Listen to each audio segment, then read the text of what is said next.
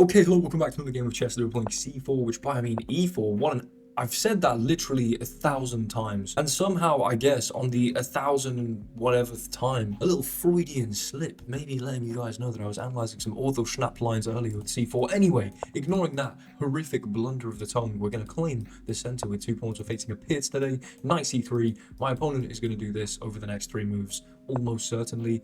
What a surprise. I mean, maybe they play like an early e5, but you could put decent money on them making this exact sequence of moves in this exact order. And so if we have, with reasonable confidence, that kind of information about our opponent's plan over the next few moves, well, how can we look to exploit that and look to use that to inform our own plan? Well, as long-term viewers of the channel know, I'm a big fan of attacking chess. I'm a big fan of castling opposite and attacking with pawn storms here. If I know my opponent's going kingside, I might leg it to the queen side. I might also look to try and exploit this g6 and bishop g7 idea by maybe eventually biting on the hook here that's g6. You know, they've pushed a pawn. If they castle behind it, maybe we can force some tension, tear some stuff open, but also maybe create a little battery here towards the h6 square to trade off that dark square bishop now that you've weakened some very important dark squares here. By playing that g6 move, your pawn now never holds these squares, and if you push your e-pawn, then this square will be completely indefensible. This square will be completely indefensible. Let's play a move, f3.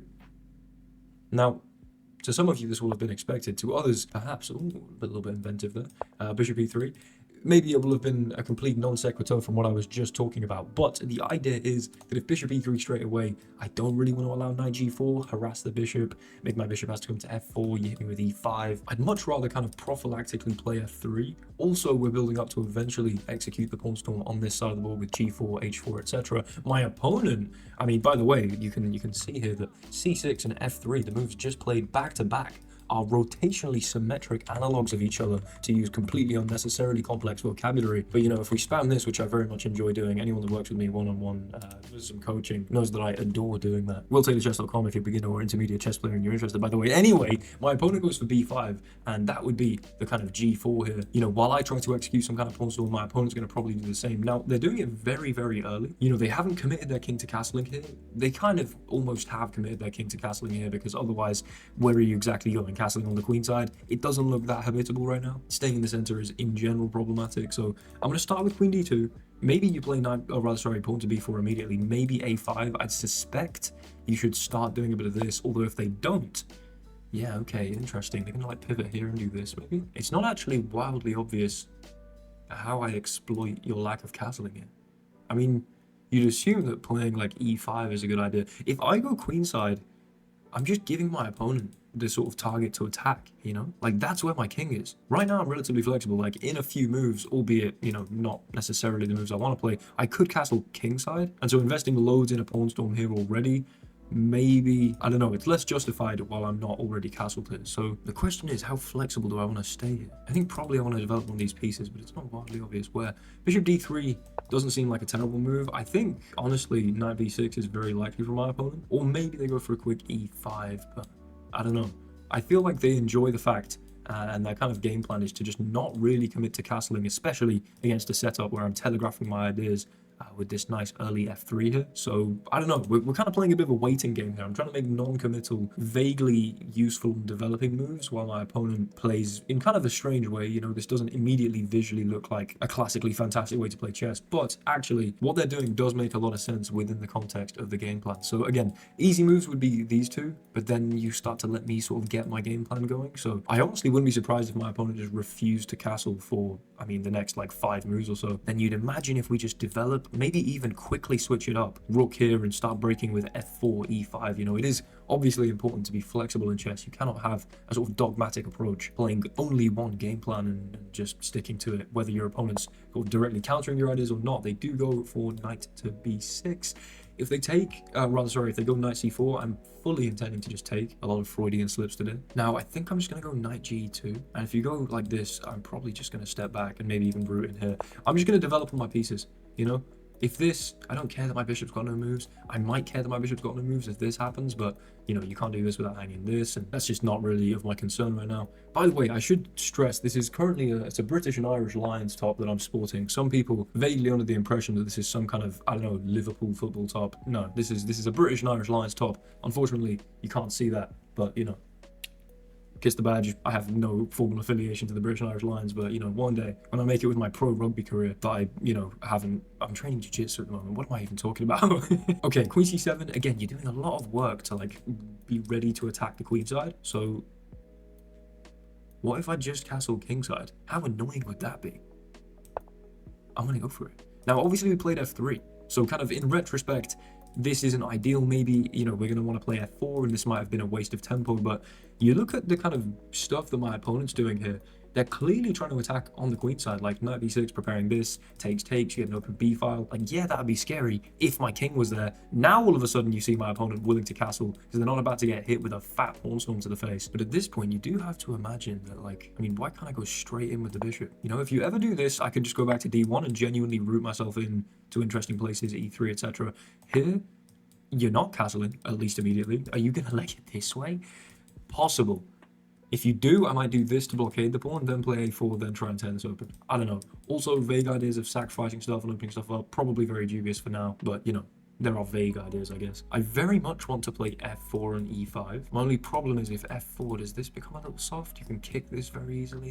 You can play c5, and there's a lot of pressure there. And if I, you know, if I do this, basically, I'm just removing these two pawns, which are currently building up against the bishop that could easily be released here. Not quite sure, honestly. It's also not obvious if I want to leave this rook here or try and bring it into the center, because if you do castle this way, I'm going to want that rook on the a file ready to try and break it open. And then it's not obvious if I want this rook here or behind this. Okay, I mean, I could do this, because if you take, I mean, I can play this as some kind of intermezzo, and things look like they start getting a bit broken up there. Maybe we tear open, and if you do this and push past, I'm fine. If you do this and don't react, and I'm taking and taking, or here and here and here, and bishop takes, and then here. Something tells me that actually, given that you can't castle this way, your king's either in the center or on the queen side. I think d5 might be the idea. Instead of trying to go f4, e5, this looks interesting. Now, maybe you just play like an a6 or something. There we go. But I don't know. The queen side does not look hospitable. I can take. I mean, they do dominate this square a billion times, but I guess this pawn means that they couldn't take it with any of the pieces, right? Pretty cool. Okay, here, here. What if here? Does that do anything for me? Kind of feels like it might.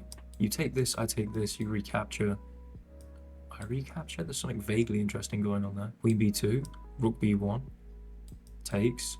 Oh no, the other rook to b1, so I don't leave one hanging in the corner. Then when they pick this up, I can maybe go in and take it. I do actually weirdly like this, because the point is then if you move your knight back here, I try and go knight a4 to put the knight here, but you just do this. Man, okay, I really don't know what's going on right now. I could genuinely just play b4.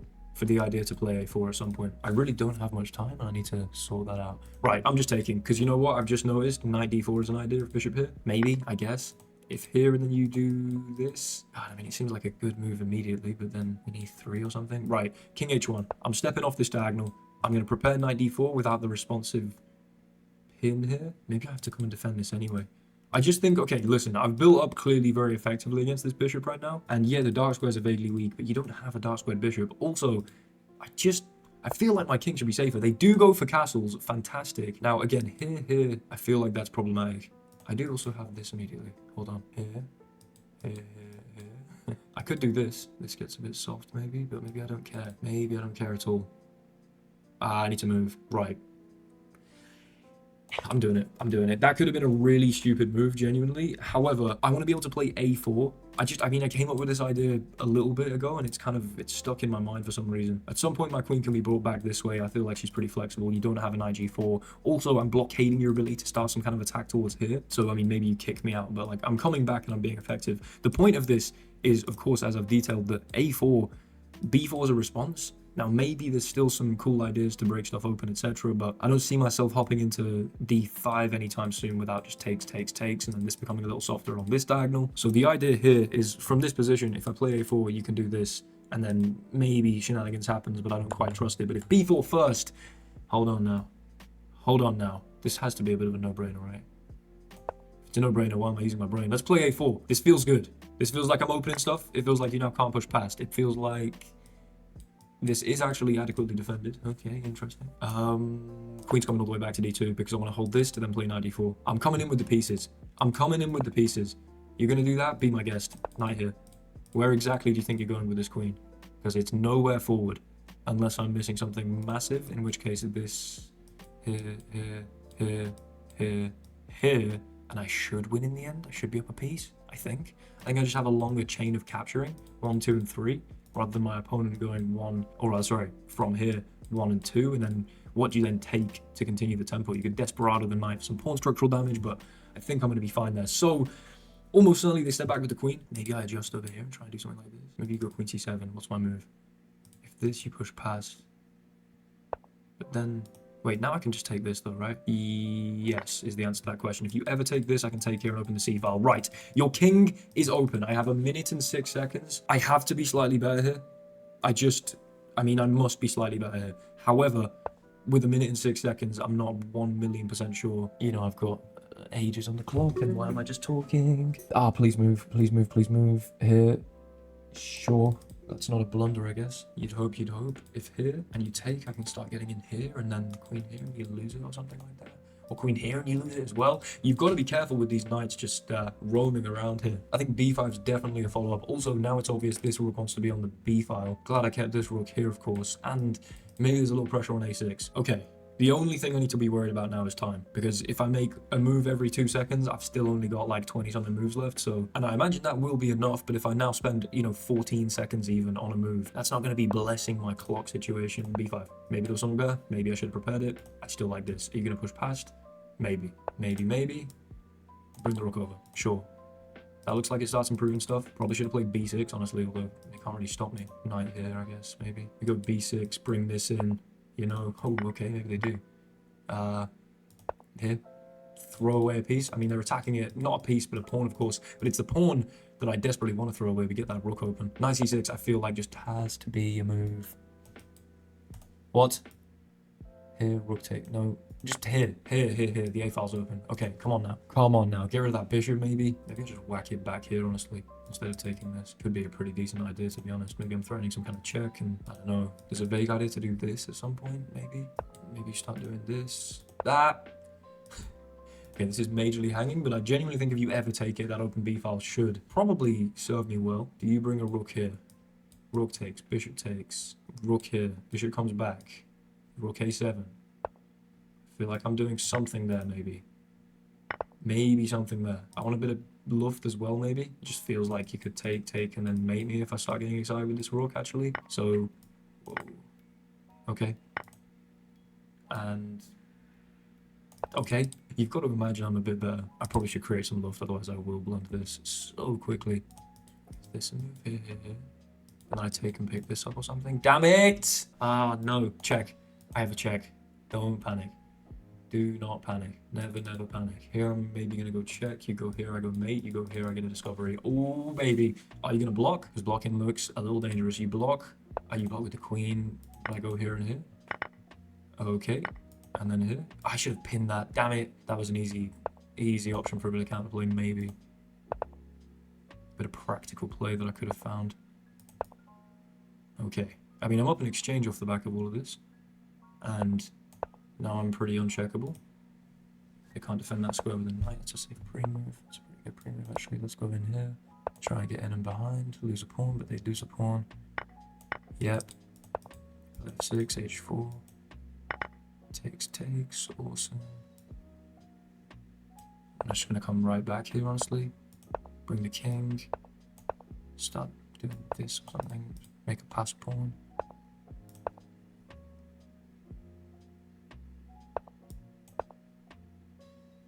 You can't really come in here.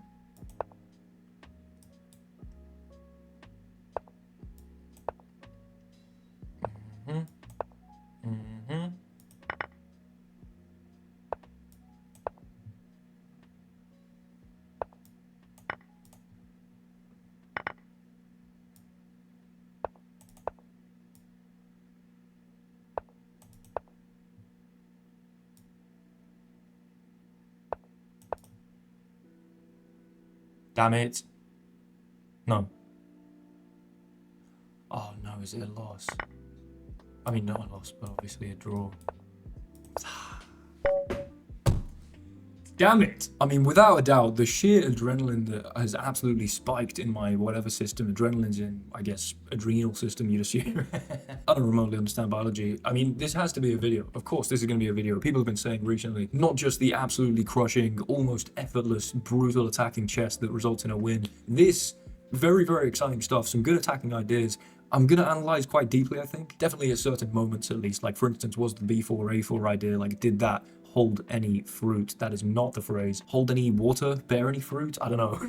A little metaphor for you guys. But as we analyze, I guess we'll burn that bridge when we come to it. I mean, listen, you guys, I mean, you should be paying thousands of pounds for this kind of humor. If you're a little in the dark right now, look up metaphors. They're pretty cool. But goddamn, what an exciting draw. I mean, I guess chess played perfectly is in fact a draw. That's unfortunate.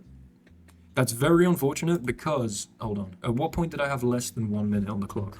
At what point was this a bullet game in effect? Okay, so I had 52.9 seconds here on move 20. I believe that was the moment at which I said, if each move takes like 2 seconds, I got 20 something moves left.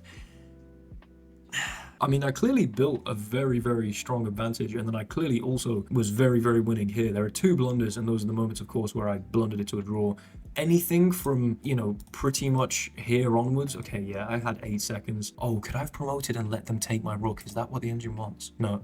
Oh, yeah, obviously don't sack. The thing is, I needed to be able to pre-move, I think. But if I just move my rook, then you push, then I take, then you push, make your queen, I sack, you've invested like 2 more moves here, and your king's not going to be close enough. I can just leg it here, easy money. Like, you're not going to be able to stop the queen. Now, again, would I have got the mate there?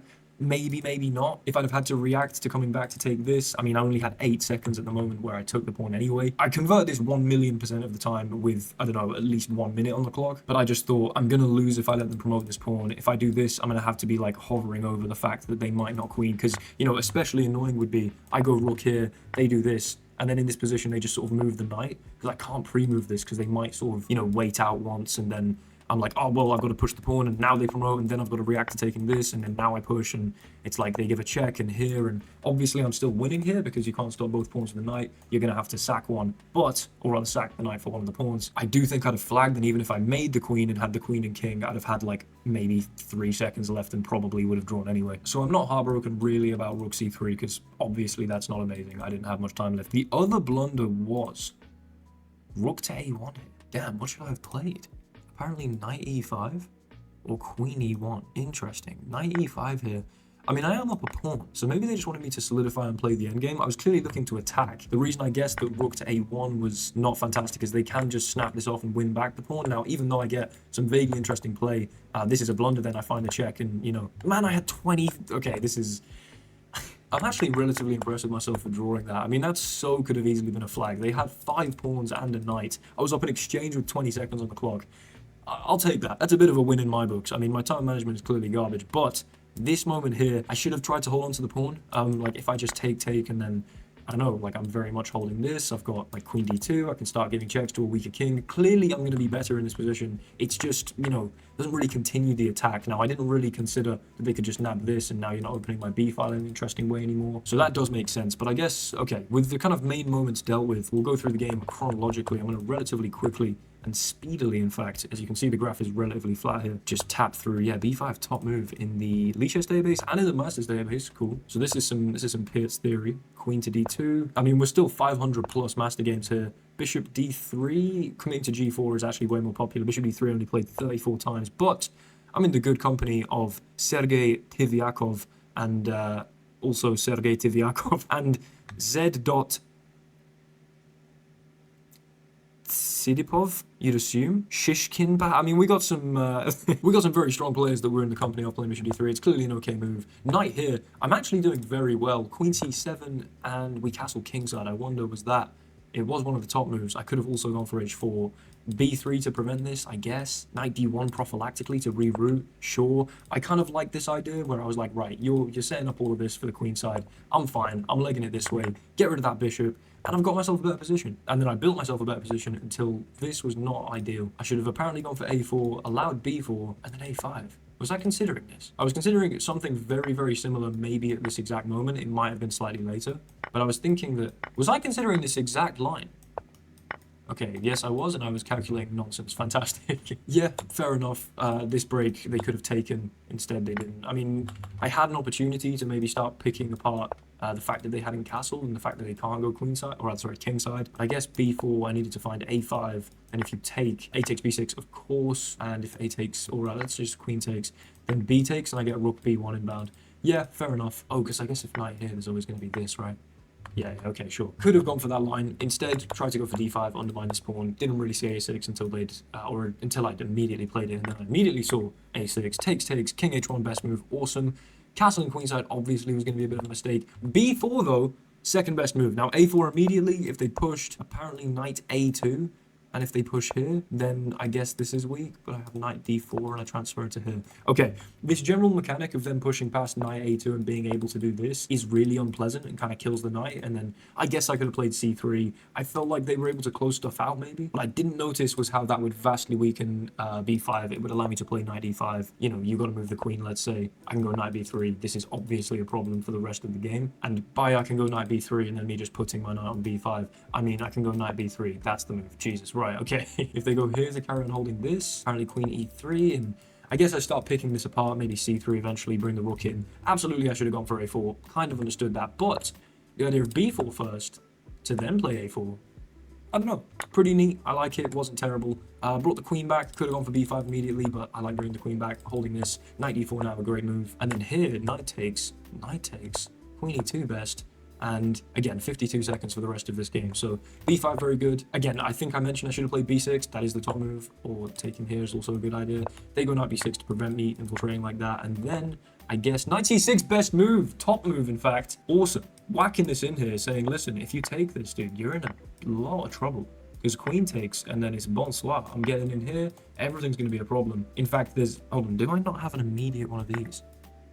King takes. I didn't even think about that. If this, there's this, obviously. If king takes, that's a problem. But after here, you'd assume that, you know, again, maybe I don't have a sack because king takes and apparently you're fine, but I have rook here, I have this. I'm obviously going to be very winning.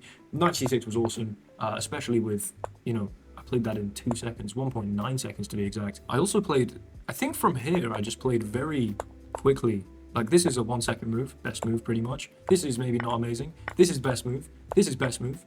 This is presumably best move. Fantastic. I think I started to dismantle pretty well. Going back in here, I should have gone apparently queen e1. Hold this, I guess. At some point, look to trade this. Yeah, trading this would have been a better idea apparently. And then, do I have like rook here? I didn't even think about that. That looks pretty strong to me. If I do this, what do you do? Rook b8 apparently, and then sneak this side of the rook and you're fine, I guess. Yeah, I mean, I just like the idea of the knight on c6. I shouldn't have returned there. However, takes. We've already analyzed this whole point where, again, I should have solidified the fact I was up a pawn. Instead, we get this very winning position, play like an absolute wizard. Each move effectively having to take less than 1 second. I mean, we had... At what point? Yeah, the queen's come off the board here. We solidify our material advantage, the exchange here, and have 22 seconds left. That was move 33. And then the game went on another 30 moves. That's not bad. I'm taking that. I've got the clutch factor today, apparently. Yeah, move the pawn. Clutch it up, bring the king in, go in behind. I'm sure I could have played things slightly more accurately. And then, of course, the unfortunate moment where I thought, right, at the very least, I need a draw here. And, you know, it was a forced draw by playing takes and then obviously taking on here. I still, to be honest, in my head, I wasn't like playing for a draw when I played that move. I still thought maybe you can't catch these pawns. And so actually pre-moving this, having the time on the clock, and then the off chance that actually, because, you know, if you take with the knight, for instance, you're actually getting battered here. You just, you know, this is running, etc. But unfortunately, the king taking lets the king come back in time. I've got to push. You can then do this. Whatever I do here, I can start pushing the pawn, but you're going to be able to sack. And then unfortunately, even though I can sort of maybe look to start pushing this pawn, like a king here is just going to be this. You shoulder me off. So they were one move too close. Like if the king had been here and I could have played this, easy. Maybe I don't get the mate in time, but a fascinating draw nevertheless. 4 seconds on the clock. Thank you guys immensely for watching. If you enjoyed this video, check out the Patreon. Link is in the description. There is a bonus Patreon exclusive video every single week on a Sunday. There are 26 up there right now, ready for your ravenous consumption at the mere click of a few buttons. Just think about that, 26. I mean, 6 months worth, half a year's worth of weekly bonus videos that you could get immediately right now. You can get your name inscribed on the patron scroll at the end of all my videos as a little token of thanks, and also discounts from anything I sell on the Patreon. If you fancy it, check it out. If you don't, I appreciate your viewership. Nevertheless, I'm hoping you guys are enjoying the regular content. I'm hoping you enjoyed this game. Unfortunately, it was a draw, but actually that might be the kind of tense excitement that some of you are looking for, you know, knowing that I actually don't just post wins might add a little bit of spice to those, you know, even the wins where it's like, he might not win this one, because I do understand that cherry picking the games, even though the intention is just to provide you with the most entertaining, best games of chess I can play, those kind of undermine the suspense in like a time scramble, for instance, and here, didn't quite clutch it. Unfortunate. I'll see you guys in the next one. Thank you so much for watching. Like, comment, and subscribe. Hasta la vista. Goodbye.